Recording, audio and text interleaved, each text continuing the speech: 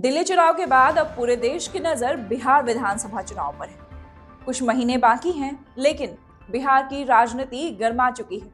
गठबंधनों की गणित बदली जा रही है। छोटे दल अपनी रणनीति बना रहे हैं, तो वहीं बड़े दलों के लिए नई चुनौतियां खड़ी हो रही हैं। बड़ा सवाल है कि क्या इस बार भी एनडीए और महागठबंधन के बीच सीधा मुकाबला होगा या छोटे दल बाजी पलट देंगे। बिहार की सियासत इस बार बेहद दिलचस्प मोड़ पर है और हम आपको इस चुनावी समर के हर पहलू से रूबरू कराएंगे।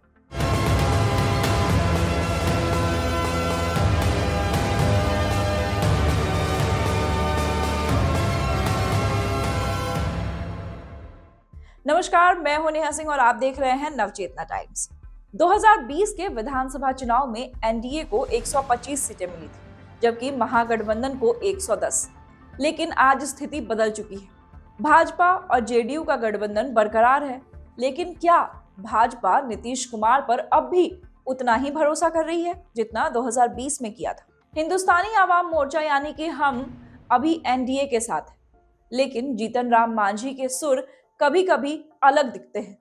उपेंद्र कुशवाहा पहले महागठबंधन में थे, अब एनडीए का हिस्सा है और उनकी पार्टी का नाम अब राष्ट्रीय लोक मोर्चा हो गया है। वहीं महागठबंधन की बात करें तो आरजेडी, कांग्रेस और वामदल इस गठबंधन की मुख्य ताकत है। वीआईपी मुकेश सहनी भी अब महागठबंधन के साथ आ गए हैं। पशुपति पारस की राष्ट्रीय लोक जनता पार्टी महागठबंधन में आने के संकेत दे रही है। ये तो हुई एनडीए और महागठबंधन की बात। अब सबसे बड़ा सवाल है कि क्या इस बार के चुनाव में तीसरे और चौथे मोर्चे की एंट्री होगी। प्रशांत किशोर की जन स्वराज पार्टी नए विकल्प के रूप में खुद को पेश कर रही है। ओवैसी की एआईएमआईएम सीमांचल में फिर से दमखम दिखाने की तैयारी कर रही है। वहीं बसपा यानी बीएसपी ने तो सभी 243 सीटों पर चुनाव लड़ने का ऐलान कर दिया है। पप्पू यादव की जन अधिकार पार्टी यानी जाप भी इस बार कुछ छोटे दलों के साथ गठबंधन बना सकती है। वहीं प्लूरल्स पार्टी पिछली बार चर्चा में थी, लेकिन अब सिर्फ सोशल मीडिया तक ही सीमित है। यानी इस बार सिर्फ एनडीए बनाम महागठबंधन नहीं होगा, बल्कि मुकाबला त्रिकोणीय या चारकोणीय हो सकता है। ऐसे में सवाल उठता है कि क्या छोटे दल बड़े दलों का खेल बिगाड़ सकते हैं। बिहार की राजनीति में छोटे दल अक्सर किंग मेकर की भूमिका निभाते हैं, लेकिन इस बार ये दल खुद किंग बनने की कोशिश कर रहे हैं। सवाल है कि ये दल किनका खेल बिगाड़ेंगे। इस दल का असर किस पर हो सकता है। असदुद्दीन ओवैसी की पार्टी एआईएमआईएम क्या राजद का खेल बिगाड़ सकती है। सीमांचल में ओवैसी की पार्टी 2020 में 5 सीटें जीतने में कामयाब रही थी। अगर ओवैसी ना होते तो शायद तेजस्वी यादव मुख्यमंत्री बन चुके होते। एआईएमआईएम की वजह से सीमांचल में मुस्लिम वोट बढ़ सकता है, जिससे राजद को नुकसान हो सकता है। तेजस्वी यादव के लिए यह सबसे बड़ी चुनौती है।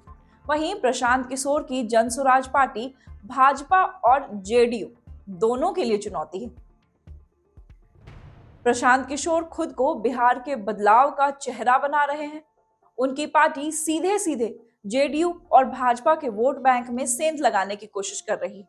खासकर युवा और शिक्षित मतदाताओं के बीच वे अपनी पैठ बना सकते हैं। दूसरी ओर पप्पू यादव की जन अधिकार पार्टी महागठबंधन के वोट काट सकती है। पप्पू यादव हमेशा से यादव और मुस्लिम वोट बैंक्स पर नजर रखते हैं। अगर उन्होंने अलग से चुनाव लड़ा तो यह राजद के लिए एक और झटका हो सकता है। वे महागठबंधन के वोट काट सकते हैं, जिससे भाजपा को फायदा होगा। अब बात करते हैं लोजपा रामविलास की। क्या ये पार्टी इस बार भी भाजपा के लिए खतरा बनेगी। 2020 में चिराग पासवान ने एनडीए के खिलाफ बगावत की थी, लेकिन समय का चक्र कौन जानता है।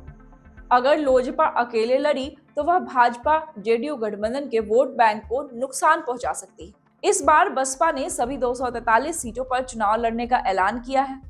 अगर मायावती की पार्टी ने दलित वोटों में सेंध लगाई तो यह जेडीयू और राजद दोनों के लिए मुश्किल खड़ी कर सकती है। यानी इस बार बिहार चुनाव में छोटे दल एक्स फैक्टर साबित हो सकते हैं। ये तो हुई सियासी पार्टियों की बात, लेकिन अब सवाल ये है कि किन मुद्दों पर चुनाव लड़ेंगे। बिहार चुनाव के बड़े मुद्दे क्या हैं। बिहार में हर साल लाखों युवा रोजगार की तलाश में बाहर जाते हैं। यह सबसे बड़ा चुनावी मुद्दा हो सकता है।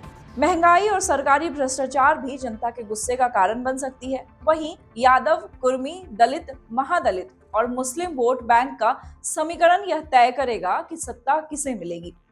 और इस चुनाव में नीतीश फैक्टर भी अहम होगा।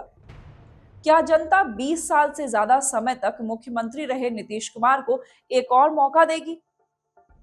कुल मिलाकर बिहार विधानसभा चुनाव 2025 बेहद रोमांचक होने वाला है।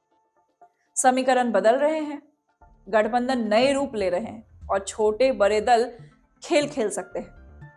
क्या इस बार भी एनडीए और महागठबंधन में सीधा मुकाबला होगा या छोटे दल सत्ता की चाबी अपने हाथ में लेंगे? आपकी राय क्या है, हमें कमेंट में जरूर बताइए और हमारे चैनल को सब्सक्राइब करना ना भूलें।